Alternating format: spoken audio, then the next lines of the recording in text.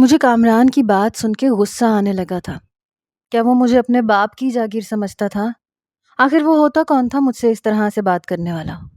مجھے اس پر شدید غصہ آ رہا تھا۔ میں ابھی اس کی باتوں کو بھول نہیں پائی تھی جب حذیفہ میرے کمرے میں آیا۔ اس نے دستک دی، کہنے لگا میں آپ کے کمرے میں آ سکتا ہوں؟ میں نے کہا آئیں کیوں نہیں آ سکتے؟ پھر وہ کچھ فاصلہ رکھ کے بیڈ پہ بیٹھ گیا۔ کہنے لگا ایکچولی مجھے آپ سے بات کرنی تھی۔ میں نے کہا جی کہیے۔ کہنے لگا امی نے مجھے یہاں پر ایک اور خاص مقصد کے لیے بھیجا تھا۔ میں جانتی تھی وہ مقصد کیا تھا، کیونکہ آج میری والدہ سے دبے لفظوں میں وہ کہہ چکی تھی کہ وہ حذیفہ کو اس لیے پاکستان بھیج رہے ہیں تاکہ حذیفہ اور مناہل میں انڈرسٹینڈنگ ہو جائے، تو پھر ہم رشتہ کر دیں۔ میں نے کہا کس کام کے لیے؟ میں جان بوجھ کے انجان بن گئی۔ میں اس کے منہ سے سننا چاہتی تھی۔ کہنے لگا امی چاہتی ہیں کہ میں آپ سے شادی کر لوں۔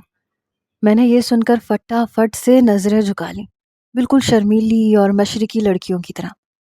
کہنے لگا کہ مجھے آپ پسند ہیں، اگر آپ کو میں پسند ہوں تو میں اپنی والدہ سے کہوں کہ وہ خالہ سے بات کر لیں۔ میں اپنا دوپٹہ دونوں ہاتھوں سے پکڑ کے اپنی انگلیوں سے مڑوڑنے لگی، جیسے پرانی فلموں کی ہیروئنز کرتی ہیں جب ہیرو ان سے اظہار محبت کرتا ہے۔ میں نے کہا میں کیا کہہ سکتی ہوں؟ میں نے تو اپنا فیصلہ ماں باپ کے اوپر چھوڑ رکھا ہے، جہاں وہ کہیں گے میں کیا اعتراض کر سکتی ہوں؟ میں نے شرمانے کی بھرپور کوشش کی تھی۔ وہ کہنے لگا لیکن میرے لیے تو آپ کی رضامندی بہت اہمیت رکھتی ہے، مجھے آپ میں کبھی بھی کوئی عیب نظر نہیں آیا۔ ابھی ہم باتیں کر ہی رہے تھے جب دروازے پہ دستک ہوئی۔ باہر سے کامران کی آواز آئی۔ حذیفہ کہنے لگا ارے آؤ آؤ اندر آ جاؤ۔ اس نے دروازہ کھولا، مجھے بڑے غصے سے دیکھ رہا تھا۔ اندر آ کے بیٹھ گیا اور ٹک ٹک ہی باندھے بس مجھے دیکھے جا رہا تھا، جیسے نظروں سے ہی میرا گلا دبا دے گا۔ حذیفہ کہنے لگا خیریت؟ تم خیریت سے آئے؟ کہنے لگا کیوں؟ میں نہیں آ سکتا کیا؟ میں یہاں بیٹھ کے بات نہیں کر سکتا، صرف تم ہی بات کر سکتے ہو۔ بہت برا رویہ تھا اس کا لہجہ، اس کا انداز سن کے حذیفہ کے چہرے کی مسکراہٹ غائب ہوئی۔ کہنے لگا نہیں میرا ایسا کوئی مقصد نہیں تھا، میں نے تو یہی پوچھا تھا۔ کہنے لگا جیسے تم مناہل کے کزن ہو نا، میں بھی اس کا کزن ہوں، تم یہاں پہ بیٹھ کے اس کے ساتھ بات کر سکتے ہو تو میں بھی کر سکتا ہوں، مجھے اس کے لیے وضاحت دینے کی ضرورت تو نہیں ہے۔ تم سے کسی نے وضاحت مانگی ہے کہ تم یہاں کیوں بیٹھے ہو اور کیوں باتیں کر رہے ہو؟ میں نے کہا کامران بات کرنے کا طریقہ ہوتا ہے، میں حذیفہ کے سامنے اس سے لڑنا نہیں چاہتی تھی۔ کہنے لگا مجھے معلوم ہے۔ کہنے لگا کچھ بھی نہیں، ایسی گپ شپ لگانے آیا تھا، اگر میرا آنا اتنا ناپسند ہے تو بتا دو، میں چلا جاتا ہوں۔ وہی طنزیہ لہجہ، میرا تو جی چاہا اسے کہوں دفع ہو جاؤ یہاں سے۔ حذیفہ کہنے لگا نہیں مجھے بھلا کیوں اعتراض ہوگا، تم بیٹھو۔ پھر وہ اس کے سامنے مجھ سے کہنے لگا مناہل جاؤ چائے بنا کے لاؤ میرے لیے۔ اس کا روب جما کے مجھے آرڈر دینا مجھے اندر سے آگ لگا کے رکھ گیا۔ حذیفہ کہنے لگا ایسا کرو میرے لیے بھی چائے بنا دو۔ میں مجبوراً وہاں سے اٹھ گئی، لیکن دل میں بار بار یہ خوف آ رہا تھا کہ کہیں وہ حذیفہ کے سامنے کوئی بکواس نہ کرتے۔ میں نے جلدی جلدی چائے بنائی، کمرے میں گئی تو وہ دونوں ادھر ادھر کی باتوں میں مصروف تھے۔ میں نے چائے ٹیبل پہ رکھ دی، خود بھی وہیں بیٹھ گئی۔ کامران کہنے لگا حذیفہ تم واپس لندن کب جا رہے ہو؟ کہنے لگا ابھی تو ایسا کوئی ارادہ نہیں ہے، ہو سکتا ہے چند دنوں میں امی بھی یہاں آ جائیں۔ یہ کہتے ہوئے اس نے کنکھیوں سے مجھے دیکھا۔ کہنے لگا اچھا اچھا اچھا، اچھی بات ہے، پتہ میں بھی اماں اور ابا کو ایک خاص مقصد کے لیے یہاں پہ بھیجنا چاہ رہا تھا۔ یہ سن کے میری جان نکلی تھی کہ کہیں وہ حذیفہ سے کچھ نہ کہتے۔ میں نے کہا کامران وہ پھپھو تمہیں بلا رہی ہیں۔ کہنے لگا کان بج رہے ہیں تمہارے۔ میں نے کہا نہیں مجھے سچ میں ابو کی آواز آئی ہے، کامران کامران چلا رہے ہیں، جاؤ نا پھپھو کی بات سنو۔ کہنے لگا امی اور ابا گھر پہ نہیں ہے، اپنے کانوں کا علاج کرواؤ۔ حذیفہ کہنے لگا اچھا میں اب چلتا ہوں، مجھے اپنی والدہ سے بات کرنی ہے فون پہ۔ یہ کہہ کے وہ کمرے سے باہر نکل گیا۔ جیسے ہی وہ کمرے سے باہر گیا میں نے کہا میری بات سنو کامران، کان کھول کے، حذیفہ سے کوئی بھی الٹی سیدھی بات کی نا تو دیکھ لینا۔ کہنے لگا تمہارے کہنے پہ تھوڑی چلوں گا، جو میرے جی میں آئے گا وہ کروں گا، میں ان لوگوں میں سے نہیں ہوں جو اپنی محبت دے دیتے ہیں۔ میں تو چھین لینے والوں میں سے ہوں۔ یہ کہہ کے وہ کمرے سے نکل گیا۔ میں تو اپنا سر پکڑ کے بیٹھ گئی۔ بہرحال اگلے ہی روز میری والدہ بڑی خوشی سے میرے کمرے میں داخل ہوئی۔ کہنے لگی تمہاری خالہ نے تمہارا رشتہ مانگا ہے۔ میں نے کہا آپ جلدی سے ہاں کر دیں۔ میری بات سن کے کہنے لگی ایسے تھوڑی ہوتا ہے، انہیں لگے گا کہ ہم اتنے اتاولے ہیں۔ اب میں امی کو کیا بتاتی کہ میں کس مصیبت میں پھنس چکی ہوں۔ اماں کہنے لگی کہ تمہارے ابا کہہ رہے ہیں کہ ایک بار زرینہ کو اوپر بلا کے بات کروں گا، مشورہ کروں گا۔ زرینہ اور مشتاق بھائی سے مشورہ کرنا ضروری ہے۔ میں نے کہا کیا ضروری ہے؟ ارے آپ اپنا فیصلہ خود کیوں نہیں کرتے؟ پھپھو اور پھپھا کو بلانے کی کیا ضرورت ہے؟ والدہ کہنے لگی ہر کام کا طریقہ کار ہوتا ہے۔ تمہارے ابا اعتراض نہیں کریں گے کیا کہ میری یہ بہن ہے اور میں اس کو بھی نہ بلاؤں؟ پتہ نہیں کیوں میرا جی بہت گھبرا رہا تھا۔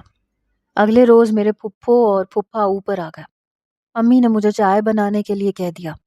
ڈرائنگ روم میں ان کی باتیں شروع ہو گئیں۔ چائے میں نے چھوٹی بہن کے ہاتھ اندر بھجوا دی اور خود کھڑکی کے پاس کھڑی ہو کے کان لگا کے سننے لگی۔ امی حذیفہ کے رشتے کی بات کر رہی تھیں۔ میری پھپھو بالکل چپ تھی، لیکن پھپھا بول پڑے۔ کہنے لگے تم شاید کچھ بھول رہے ہو اشفاق۔ میرے والد کہنے لگے کیا بھائی صاحب؟ وہ کہنے لگے تمہاری اماں نے بچپن میں ہی مناہل اور کامران کا رشتہ طے کیا تھا۔ ہم تو یہی سمجھ رہے تھے کہ تم اس بات کا خیال رکھو گے۔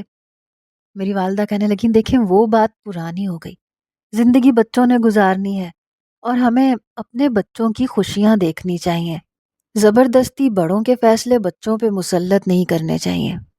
پھپھا کہنے لگے کہ ہم تو ابھی بھی اسی بات پہ قائم ہیں اور میرا بیٹا بھی ہے۔ میری والدہ کہنے لگی لیکن مناہل ایسا نہیں چاہتی اور یہ رشتہ مناہل کی پسند سے ہو رہا ہے۔ پھپھو کہنے لگی مشتاق آپ بھی کون سی بات لے کے بیٹھ گئے؟ کہنے لگی روبینہ تم نے جو کیا بہت اچھا کیا، اللہ بچی کے نصیب اچھے کرے، ہمیں اس رشتے کی بہت خوشی ہوئی ہے۔ حذیفہ بھی گھر کا بچہ ہے، بہت اچھا ہے۔ پھر ہر ماں کی خواہش ہوتی ہے کہ اپنی بیٹی کا اچھا مستقبل دیکھے جو بچی کو خوش رکھ سکے۔ میں نے تو سکھ کا سانس لیا، سب کچھ خیر خیریت سے سر انجام ہو رہا تھا۔ بہرحال پھپھا خاموش ہو گئے۔ اس کے بعد وہ لوگ نیچے چلے گئے، لیکن اس کے بعد شور کی آوازیں اوپر آنے لگی۔ کامران چلا رہا تھا، کہنے لگا آپ لوگ یہ منحوس خبر لے کے آئے ہیں اوپر سے، میں نے آپ کو کیا کہہ کے بھیجا تھا؟ اس کے والد کہنے لگے کیا حیثیت ہے تمہاری کہ ہم تمہارے لیے رشتے کی بات کر سکیں؟ کہنے لگا کیا ہوا میری حیثیت کو؟ وہ کہنے لگے وہ لندن میں جاب کرتا ہے، لاکھوں کماتا ہے، تم کیا کرتے ہو؟ تمہاری نوکری لگ بھی گئی تو 30-40 ہزار کی لگے گی، دکان پہ تم بیٹھنے کو تیار نہیں ہو۔ اگر میری بات مانی ہوتی تو آج تم بھی دکان پہ بیٹھے ہوتے، میں 1 سے 2 دکانیں کر لیتا، تب میں رشتے کی بات کرتا تو تمہارے ماموں مامی کو اعتراض نہ ہوتا۔ وہ کہنے لگا تب بھی اعتراض ہوتا، پھر وہ یہ کہتے کہ میں زیادہ پڑھا لکھا نہیں ہوں۔ پھپھو کہنے لگی تم چھوڑو، نصیب کی بات ہے، تم بس اپنی اچھی سی جاب ڈھونڈو، ہم تمہارے لیے بہت اچھی لڑکی پسند کریں گے۔ وہ کہنے لگا میری بیوی صرف مناہل بنے گی، اگر وہ میری نہیں بنے گی تو پھر وہ کسی کی بھی نہیں بننے دوں گا۔ شکر ہے کہ اس کی آواز حذیفہ کے کمرے تک نہیں جا رہی تھی۔ اس کے بعد ایک تھپڑ کی آواز آئی۔ پھپھا نے کہا کہ آج کے بعد میں تمہاری زبان سے مناہل کا نام نہ سنوں۔ میں اس وقت اپنے کمرے میں تھی، اس لیے لاؤنج میں ہونے والی ساری آوازیں مجھے سنائی دے رہی تھی۔ اس کے بعد خاموشی چھا گئی۔ میں نے کہا چلو شکر، یہ معاملہ تو ختم ہوا۔ چند دن بعد میرا رشتہ طے ہو گیا حذیفہ کے ساتھ، اور میری خالہ بھی آ گئی اپنے بڑے بیٹے اور بہو اور پوتے پوتیوں کے ساتھ۔ ان کا ارادہ 15 دن میں ہی شادی کرنے کا تھا۔ جہیز کا وہ منع کر چکے تھے کہ انہیں جہیز نہیں چاہیے، کیونکہ لندن میں ان کے گھر میں سب کچھ موجود ہے۔ میں بے حد خوش تھی۔ جیسے جیسے شادی کے دن قریب آ رہے تھے، مجھے اپنا آپ ہواؤں میں پرواز کرتا محسوس ہو رہا تھا۔ پھر مہندی کی رات بھی آ گئی۔ گھر کے باہر ہی ٹینٹ لگا کر ساری سجاوٹ کی گئی۔ میں نے اپنے دونوں ہاتھوں پہ مہندی لگوائی اور اپنی سہیلیوں کو بلوایا۔ رسم کے لیے جب مجھے باہر لایا گیا تو اسٹیج پہ پہلے سے ہی حذیفہ بیٹھا تھا۔ سب موجود تھے سوائے کامران کے۔ پھپھو اور پھپھا بہت چپ چپ سے تھے۔ مجھے تو آج کسی کی کوئی پرواہ ہی نہیں تھی۔ میرا دل تو خوشی کے مارے جھوم رہا تھا۔ میری خالہ نے مجھے پھولوں کا زیورات پہنائے۔ ابھی مہندی کی رسم شروع ہو ہی رہی تھی جب میرا بھائی بھاگتا بھاگتا ہوا اسٹیج پر آیا، جہاں پھپھو اور پھپھا میرے ہاتھ پہ مہندی کی رسم کر رہے تھے۔ کہنے لگا، پھپھو، کامران بھائی نے اپنی نس کاٹ لی، بہت خون بہ رہا ہے، وہ بے ہوش اپنے کمرے میں پڑے ہیں۔ یہ بات ہی کچھ ایسی تھی کہ سب کے ہوش اڑ گئے۔ پھپھو، پھپھا، حذیفہ، میرے امی ابو سب گھر کے اندر بھاگے۔ میں بھی کھڑی ہو گئی، رونے دھونے کی آوازیں آنے لگی۔ جب پھپھا کے ساتھ حذیفہ نے بھی کامران کو پکڑ رکھا تھا اور اسے گاڑی میں بٹھا کے ہاسپٹل لے گئے۔ سب مہمان وجہ جاننا چاہتے تھے کہ آخر زرینہ کے بیٹے نے شادی کے موقع پر یہ تماشا کیوں لگایا۔ میرا دل بے حد پریشان تھا۔ وہ جو بھی تھا، جیسا بھی تھا، پورا بچپن میرا اس کے ساتھ گزرا تھا۔ میں گھر کے اندر چلی گئی۔ میری والدہ، خالہ سب پریشان تھے۔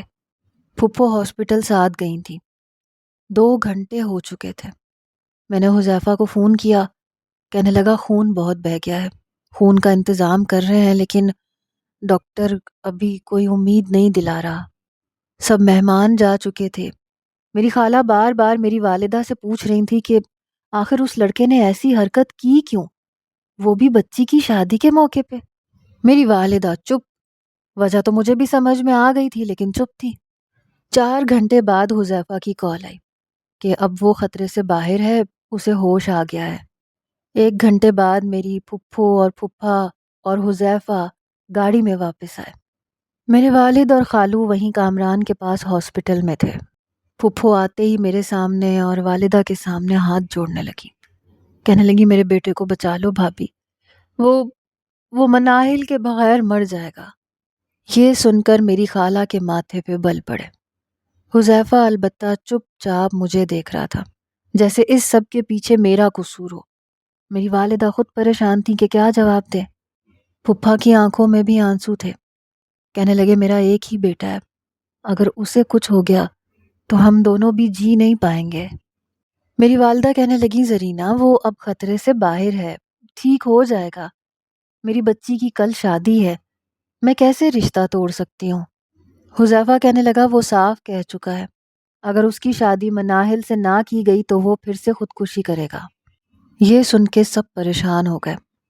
حذیفہ میرے پاس آ گیا، کہنے لگا مناہل، تم مجھے اچھی ضرور لگتی ہو لیکن میں تم سے محبت نہیں کرتا کہ تمہارے بغیر مر جاؤں، اس لیے تم کامران سے نکاح کر لو۔ یہ سن کر میرا دماغ سائیں سائیں کرنے لگا۔ پھپھو بھی روئے جا رہی تھی، میرے سامنے ہاتھ جوڑ کے اپنے بیٹے کی زندگی کی بھیک مانگ رہی تھی۔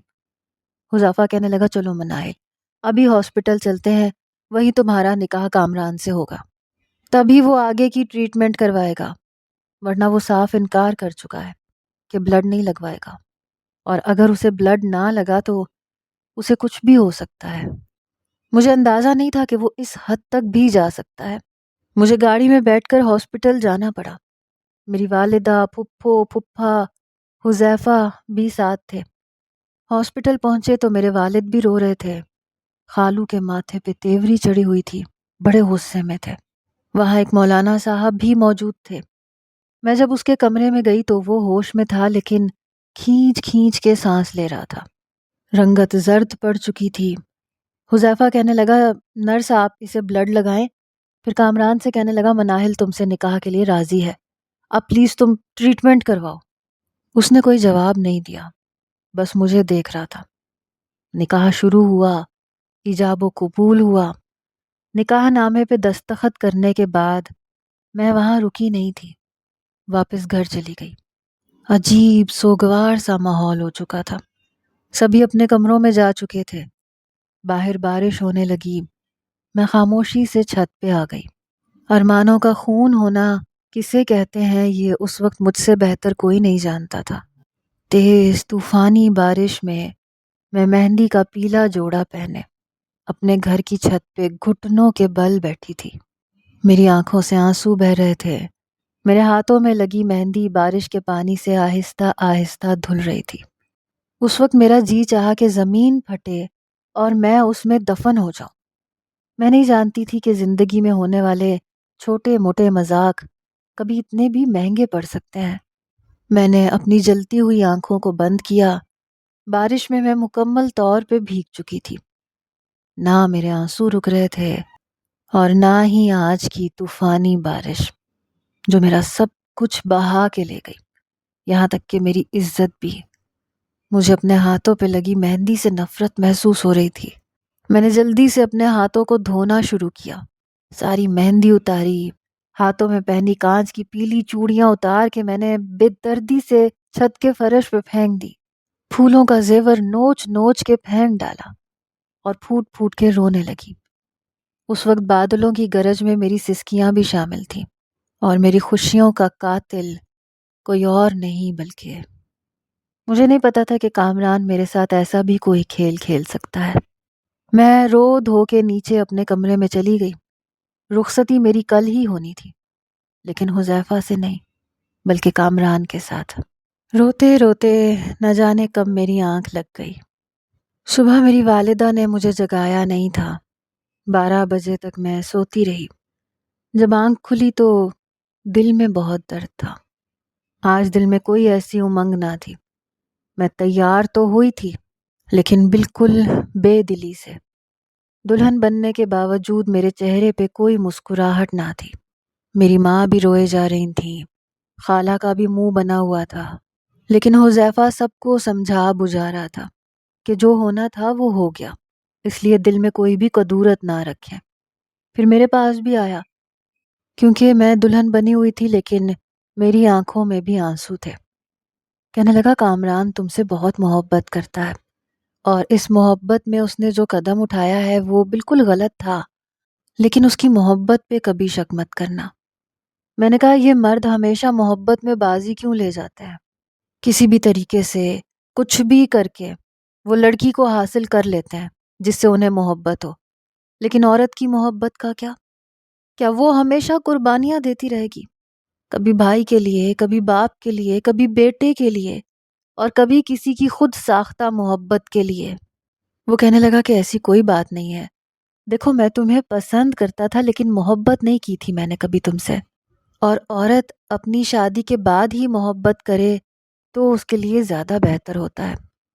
جو خیال تمہارا کامران رکھ سکتا ہے شاید میں نہیں رکھ سکتا تھا، اس لیے کہہ رہا ہوں کہ اپنے دل کے آئینے کو صاف کر کے اس کی زندگی میں شامل ہونا۔ میں نے اس سے کچھ نہیں کہا، کہنا ہی بیکار تھا، لیکن میں سوچ چکی تھی کہ میں کبھی بھی زبردستی کے اس رشتے کو نبھاؤں گی نہیں۔ وہ ہاسپٹل سے واپس آ چکا تھا، شادی کے ہال میں بڑی خاموشی سے بیٹھا ہوا تھا۔ ابھی بھی اس کے ہاتھ پہ پٹی تھی، لیکن نہ تو مجھے اس پہ ترس آ رہا تھا نہ کوئی رحم، بس غصہ آ رہا تھا۔ بہرحال میں اس کے ساتھ رخصت ہو کر اس کے کمرے میں آ کے بیٹھ گئی، لیکن اس کے آنے سے پہلے پہلے میں اپنے کپڑے تبدیل کر چکی تھی، ہاتھ منہ بھی دھو چکی تھی۔ جب وہ کمرے میں آیا تو مجھے سادے سے لباس میں دیکھ کے اس نے گہری سانس لی، دروازہ بند کیا۔ میں نے تکیہ اٹھایا اور صوفے پہ جا کے لیٹ گئی۔ حیرت کی بات یہ تھی کہ اس نے بھی مجھ سے کچھ نہیں کہا، خاموشی سے بیڈ پہ جا کے لیٹ گیا۔ کمرے کی لائٹ بھی بند ہو چکی تھی، نہ تو ایک لفظ میں نے اس سے کچھ کہا نہ ہی اس نے مجھ سے۔ رات کو اس کے خراٹوں سے میری آنکھ کھلی۔ میں سوچ بھی نہیں سکتی تھی کہ وہ یوں چھت پھاڑ خراٹے بھی لیتا ہوگا۔ پہلے تو میں نے بہت کوشش کی کہ مجھے نیند آ جائے، لیکن اتنے خوفناک خراٹوں میں نہیں سو سکتی تھی۔ اپنی قسمت پہ پھر سے رونا آیا۔ ایک تو پھپھو کا بیٹا، وہ بھی پھر پورا پاکستانی، اس پہ یہ چھت پھاڑ خراٹے۔ میں صوفے سے اٹھی اور اٹھ کے اس کے پاس جا کے کھڑی ہو گئی، اسے بازو سے ہلایا۔ میں نے کہا کامران، لیکن وہ گہری نیند میں تھا۔ میں نے اسے اچھی طرح سے جھنجھوڑ دیا۔ وہ اٹھ کے بیٹھ گیا، مجھے موندی موندی آنکھوں سے دیکھنے لگا، کہنے لگا کیا ہے؟ میں نے کہا مجھے نیند آ رہی ہے۔ کہنے لگا تو سو جاؤ، میری نیند کیوں حرام کر رہی ہو؟ میں نے کہا دیکھو، میں پہلے بڑی مشکل سے تمہیں اپنی زندگی میں برداشت کر رہی ہوں، لیکن تمہارے یہ خراٹے برداشت نہیں کروں گی، تمیز کے ساتھ سو۔ میری بات سن کے وہ اٹھ کے بیٹھ گیا، کہنے لگا خراٹے، اور میں پاگل واگل ہو گئی ہو کیا؟ ایسے کام میں نہیں کرتا۔ میں نے کہا کامران، میں تم سے بحث نہیں کرنا چاہتی، اپنے خراٹے بند کرو۔ کہنے لگا لندن کا ویزا نہ ملنے پہ مجھے نہیں پتا تھا کہ تمہارے دماغ پہ ایسے بھی اثر ہو سکتا ہے۔ رات کو تمہیں خراٹوں کی آوازیں آنے لگی۔ میں پہلے ہی دل جلائے بیٹھی تھی، اس پہ اس کے تانے۔ میں نے کہا تم نے جو تماشا لگایا نا شادی کے نام پہ، یاد رکھنا بہت مہنگا پڑے گا تمہیں۔ میری بات سن کے کہنے لگا محبت کا ثبوت دیا ہے تمہیں کہ تمہاری خاطر کچھ بھی کر سکتا ہوں، جان دے بھی سکتا ہوں، جان لے بھی سکتا ہوں۔ ایسا عاشق کہاں ملے گا تمہیں؟ میں نے کہا ایسے سڑک چھاپ عاشق کی مجھے ضرورت بھی نہیں تھی۔ کہنے لگا ہاں جانتا ہوں، لندن کا ویزا چاہیے تھا تمہیں، ورنہ حذیفہ کے نام کے ساتھ لندن کا ٹیگ ہٹا دو تو مجھ سے بہتر نہیں ہے وہ۔ اتنی بھی کوئی اعلیٰ نوکری نہیں کرتا وہاں۔ میں نے کہا چلو نوکری تو کرتا ہے نا، تمہاری طرح بے روزگار تو نہیں ہے نا۔ کہنے لگا اس سے زیادہ پیسے کما کے دکھاؤں گا تمہیں۔ میں نے کہا ایسے انہونے خواب میں نہیں دیکھتی، فی الحال اپنے خراٹے بند کرو ورنہ روئی تمہارے منہ میں ٹھونس دوں گی۔ یہ کہہ کے میں صوفے پہ آ کے لیٹ گئی۔ لیٹتے ہی میں سو گئی۔ شاید گہری نیند آ چکی تھی، اسی لیے مجھے اس کے خراٹے کی آواز دوبارہ نہیں آئی، لیکن صبح آنکھ اس کے خراٹوں سے ہی کھلی تھی۔ صبح میرے سر میں درد تھا، اس لیے میں جلدی ہی اٹھ کے کمرے سے باہر نکل آئی۔ میری پھپھو اس وقت ناشتہ تیار کر رہی تھیں۔ مجھے دیکھ کے فوراً میرے پاس آ گئیں، میرا ماتھا چومنے لگیں، کہنے لگی میں تمہارا یہ احسان کبھی نہیں بھول سکتی۔ کوشش تو یہی ہے کہ میری ذات سے کبھی تمہیں کوئی تکلیف نہ ہو۔ بیٹا کبھی بھی تم مجھے ساس نہ سمجھنا۔ کہنے لگی کیا کھاؤ گی تم؟ میں نے کہا جو آپ بنا دیں۔ یہ کہہ کے میں کرسی پہ بیٹھ گئی، دونوں کوہنیاں میز پہ ٹکا کے اپنا سر پکڑ لیا۔ میری پھپھو نے بیکری کا ناشتہ میرے سامنے رکھا، ساتھ چائے بھی۔ کہنے لگی تمہیں کیا ہوا ہے؟ میں نے کہا ایسے ہی بس میرے سر میں درد ہے۔ کہنے لگی بیٹا تم ناشتہ کرو پھر میں تمہیں میڈیسن دے دیتی ہوں۔ انہوں نے مجھے میڈیسن بھی لا کے دے دی۔ میں نے کہا میں آپ کے کمرے میں جا کے سو جاؤں؟ کہنے لگی ہاں ہاں سو جاؤ۔ میں اپنی پھپھو کے کمرے میں جا کے سو گئی۔ شاید پھر میری آنکھ دوپہر کو ہی کھلی تھی۔ بہرحال قسمت میں جو لکھا ہوتا ہے وہی ہوتا ہے، اور میری قسمت میں میری پھپھو کا بیٹا ہی تھا۔ شادی کو 2 دن گزر گئے تھے، لیکن اس کے خراٹوں کے علاوہ مجھے اس سے فی الحال کوئی پریشانی نہیں ہوئی تھی۔ پھپھا نے اس سے کہا کہ یونیورسٹی سے سیدھا دکان پہ آنا، کیونکہ اب تم اکیلے نہیں ہو، تمہارے سر پہ بیوی کی ذمہ داری ہے۔ کہنے لگا ابا میں جاب کروں گا۔ چائے پیتے ہوئے اس نے یہ کہا۔ میرے پھپھا نے اسے غصے سے دیکھا، کہنے لگے ہر بات کی ضد اچھی نہیں ہوتی، جب تک نوکری نہیں مل جاتی دکان پہ آؤ۔ وہ دکان پہ جانے لگا۔ پورا دن میرا سکون سے گزرتا تھا کیونکہ وہ گھر پہ ہوتا ہی نہیں تھا کہ ہماری لڑائی ہوتی، پھر میں اس سے بات بھی نہیں کرتی تھی۔ البتہ پھپھو کی عادت بہت اچھی تھی، انہوں نے مجھے ابھی تک کسی کام کو ہاتھ نہیں لگانے دیا تھا۔ جب جی چاہتا تھا اوپر چلی جاتی تھی، اپنے بہن بھائیوں میں بیٹھ جاتی تھی۔ حذیفہ اور خالہ واپس جا چکے تھے۔ کچھ دن تو امی بڑی اداس رہیں، لیکن پھر ٹھیک ہو گئیں۔ کہنے لگیں تمہارے ابا نے تمہارے پھپھا سے کہا تھا کہ ہم نے کامران کی زندگی کی خاطر اپنی بچی کی جذبوں کی قربانی دے دی ہے۔ یہ نہ ہو کہ کل کو میری بیٹی یہ شکایت کرے کہ اسے مالی تنگی ہے یا اسے کسی چیز کی کمی ہے۔ اسے سدھارنا باپ کا کام ہے۔ میں نے کہا اسی لیے انسان کا بچہ بنا ہوا ہے۔ پھپھا نے اچھی کھچائی کی ہوگی اس کی اب۔ کہنے لگی بیٹا تم بھی اس کے اندر احساس ذمہ داری ڈالنے کی کوشش کرو۔ میں نے کہا میں اس کو منہ لگانے کو تیار نہیں ہوں۔ اچھا خاصا میرا امریکہ جانے کا خواب توڑ دیا اس نے، میں اسے بخشوں گی نہیں۔ یہ کہتے ہوئے میں رونے لگی۔ اگر وہ یہ ڈرامہ کریٹ نہ کرتا تو میں اس وقت حذیفہ کے ساتھ امریکہ میں ہوتی۔ میری ماں نے مجھے اپنے ساتھ لگایا، مجھے تسلی دینے لگی، اور خود کو بھی۔ میں شام تک بس اوپر اماں کے پاس ہی بیٹھی رہتی تھی، ان کے ساتھ کام میں مدد بھی کروا دیتی تھی۔ پھپھو کے ساتھ میں کسی کام کو ہاتھ نہیں لگاتی تھی، نہ ہی وہ مجھے کوئی کام کہتی تھیں۔ کامران جب دکان سے واپس آتا تھا تو کھانا کھا کے لیٹ جاتا تھا۔ اتوار کی چھٹی تھی۔ کہنے لگا بات سنو۔ میں اس وقت تکیہ صوفے پہ رکھ ہی رہی تھی۔ میں نے کہا کیا ہے؟ کہنے لگا کل سنڈے ہے۔ میں نے کہا تو میں کیا کروں؟ کہنے لگا سمندر چلیں۔ میں نے کہا تمہارے ساتھ میں صرف جہنم میں جانا پسند کروں گی، اس کے علاوہ اور کہیں نہیں۔ کہنے لگا اچھا تو تمہارا جہنم میں جانے کا ارادہ ہے؟ پھر تو میں تمہارا ساتھ نہیں دے سکتا۔ اگر میں تمہارے ساتھ جہنم میں چلا گیا تو جنت میں میری حوروں کا کیا ہوگا؟ میں انہیں ناراض نہیں کر سکتا۔ میں نے کہا جو تم شادی کے موقع پہ کر رہے تھے نا، یا جو تم نے کرنا چاہا تھا، اگر تم مر جاتے تو ہمیشہ کے لیے جہنم میں ہی جاتے۔ کہنے لگا ہاں لیکن مرا تو نہیں نا۔ ایک تو تمہارے لیے میں نے اپنی جان تک کی پرواہ نہیں کی، اور ایک تم ہو ذرا سی بھی مروت دکھانے کو تیار نہیں ہو۔ میری خاطر نہیں، اپنی ضد کی خاطر، میں نے غصے سے اسے جواب دیا تھا۔ وہ اٹھ کے میرے پاس آ گیا، کہنے لگا ضد نہیں تھی پاگل، میری محبت کی انتہا تھی۔ میری آنکھوں میں دیکھتے ہوئے بڑی سنجیدگی سے کہہ رہا تھا۔ میں نے فوراً سے نظریں بدل لی۔ کہنے لگا اتنی محبت کوئی کر سکتا ہے تم سے؟ بتاؤ مجھے، دے سکتا ہے کوئی دوسرا تمہاری خاطر اپنی جان؟ منائل، تمہیں کھو دینے کا تصور مجھے پل پل مارنے لگتا تھا۔ مجھے نہیں پتا میں نے کیا کیا اور کیا نہیں کیا۔ پتہ نہیں اس کی باتیں مجھے سچی لگ رہی تھیں، اس کی آنکھیں جھوٹ نہیں بول سکتی تھیں۔ میں نے کہا اٹس اوکے، جو ہونا تھا ہو چکا۔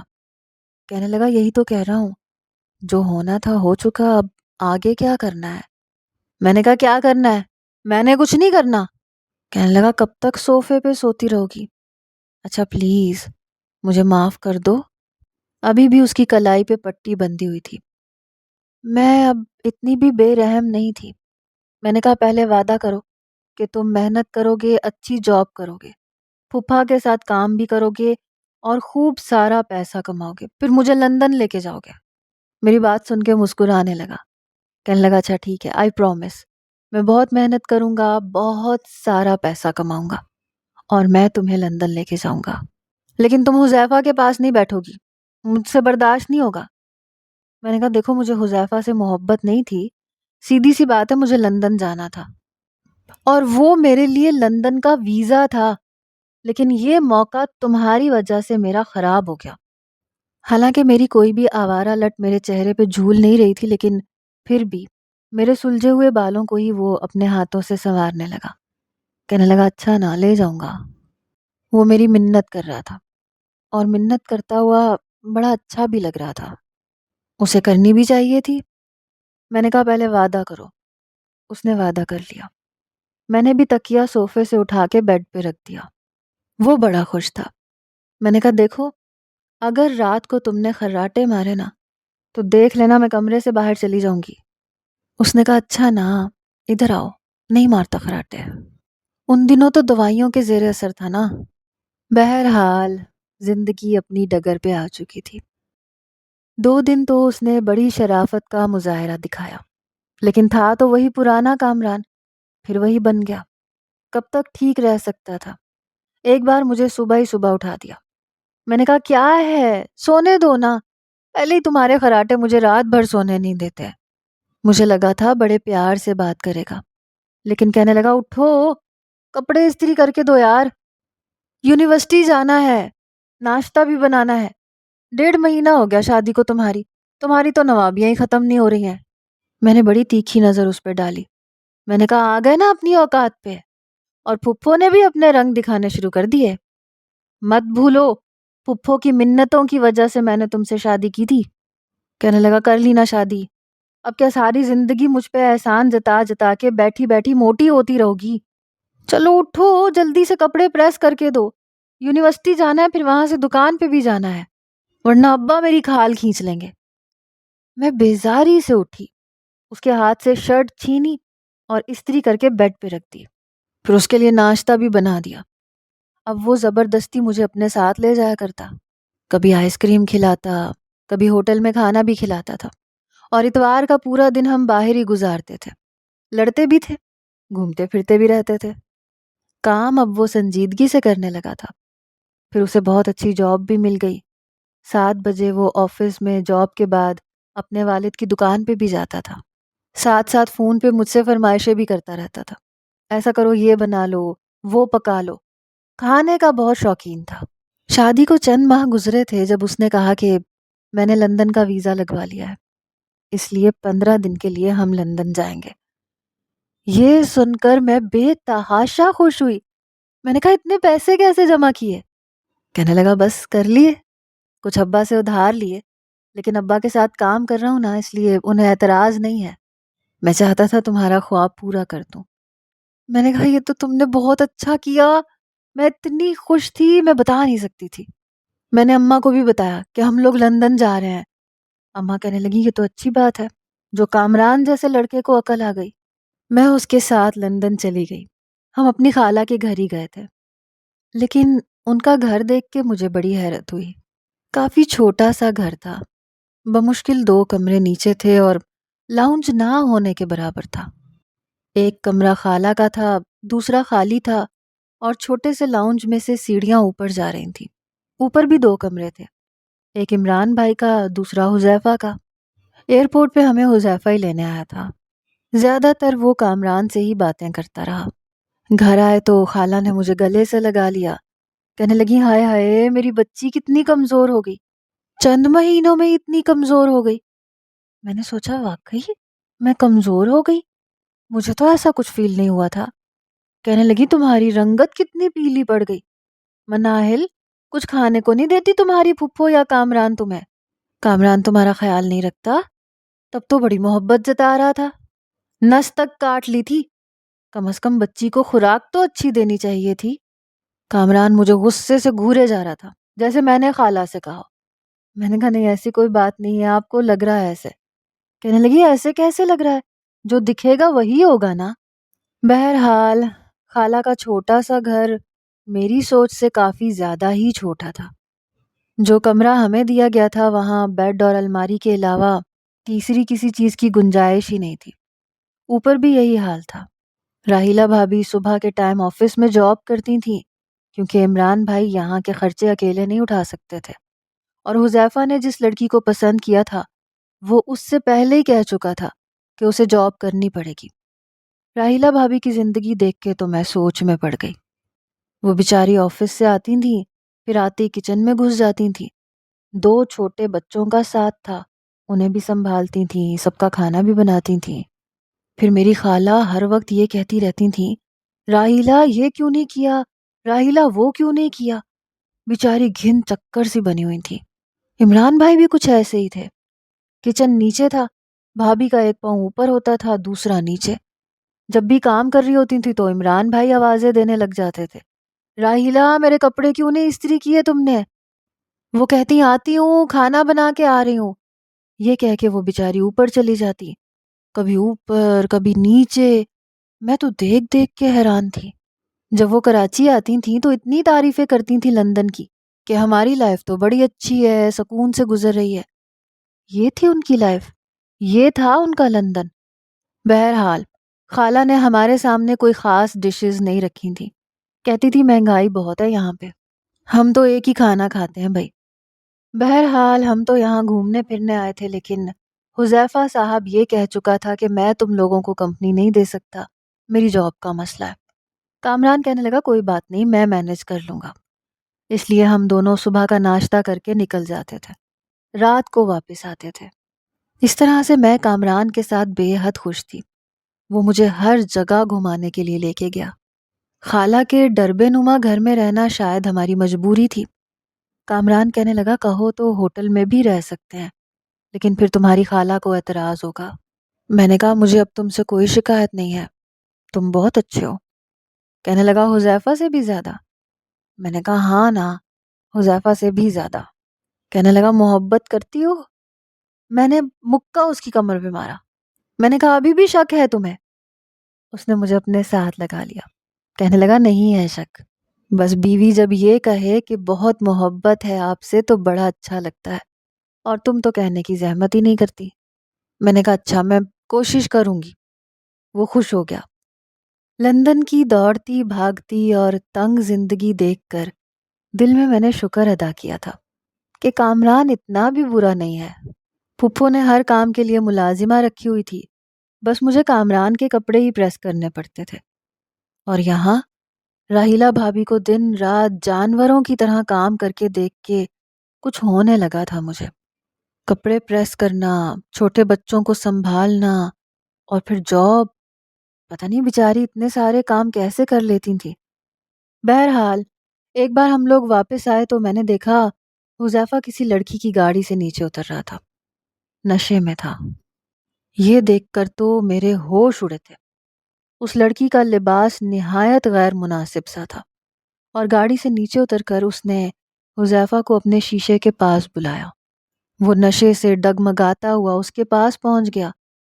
پھر جو حرکت ان دونوں نے آپس میں کی، میری تو نظریں ہی شرم سے جھک گئی۔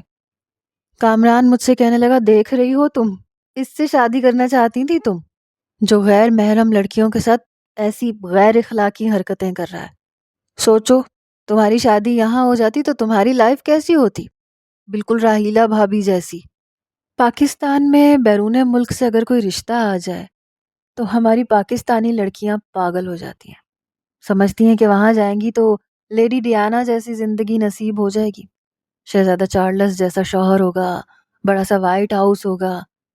یہ ہے لندن کی زندگی جس کی تم خواہش کی خاطر مری جا رہی تھی۔ میں نے کہا، اچھا نا، اب تانے تو مت دو۔ میں نے اس کا ہاتھ پکڑ کے ملتجی لہجے میں کہا تھا۔ کہنے لگا، تانے نہیں دے رہا تمہیں، سمجھانے کی کوشش کر رہا ہوں کہ نہ تو ہر پھپھو کا بیٹا برا ہوتا ہے اور نہ ہی پھپھو۔ اپنی خالہ کا رویہ دیکھا ہے تم نے؟ جینا دو بھر کر رکھا انہوں نے راحیلہ بھابی کا۔ اس بیچاری کے پاس اتنی بھی فرصت نہیں ہے کہ چھٹی کے دن ہی کہیں گھومنے پھرنے چلی جائے۔ مجھے انسان کم اور مشین زیادہ لگتی ہیں وہ۔ تمہارے چہرے کی شادابی تمہاری خالہ کو پیلی رنگت کی طرح نظر آ رہی ہے۔ ہماری خوشی سے چمکتی آنکھیں انہیں ویران لگ رہی ہیں، لیکن اپنی بہو کا چہرہ انہیں نظر نہیں آ رہا۔ بے رونق ہو چکا ہے، اپنی عمر سے 10 سال بڑی لگ رہی ہیں۔ اس کی ہر بات بالکل ٹھیک تھی۔ جب میں لندن سے واپس آئی تو میری سوچ بالکل بدل چکی تھی۔ میں نے پھپھو کے ساتھ ہر کام میں ہاتھ بٹانا شروع کر دیا۔ وہ 2 جگہ کی ڈیوٹی دیتے دیتے تھک چکا تھا، اب تو لڑتا بھی نہیں تھا، اس کے پاس وقت ہی نہیں ہوتا تھا، بہت تھکا تھکا سا رہتا تھا۔ میں نے کہا، کامران، یا تو جاب چھوڑ دو یا پھر پھپھا کی دکان۔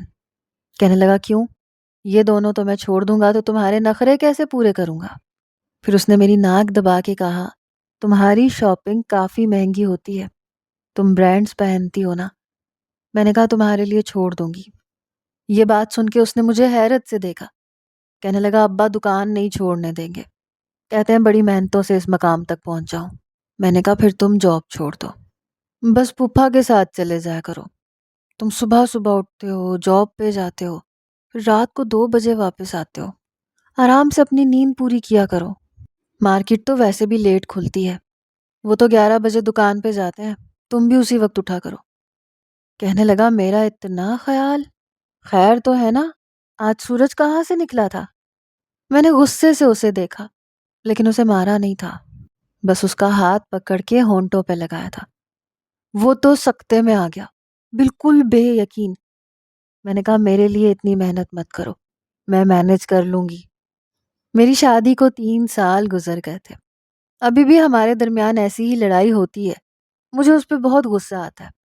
ویسے اس کے ساتھ لڑتی تو ہوں، لیکن اس کے ساتھ پیار بھی بہت کرتی ہوں۔ ہماری ایک بیٹی بھی ہے، بہت پیاری سی، لیکن زندگی میں سکون ہے، آنکھوں میں لندن کے خواب نہیں ہے۔ اس کہانی کا مقصد یہ ہے کہ میری طرح شاید بہت سی لڑکیاں اٹلی، لندن، فرانس، امریکہ کے خواب دیکھتی ہیں، لیکن وہ یہ نہیں جانتی کہ وہاں کی زندگی کس قدر پیچیدہ ہے۔ اس لیے سوچ سمجھ کے اپنی زندگی کا فیصلہ کیجیے گا۔ اور دوسرا مقصد یہ ہے کہ ہر پھپھو اور ہر پھپھو کا بیٹا برا نہیں ہوتا۔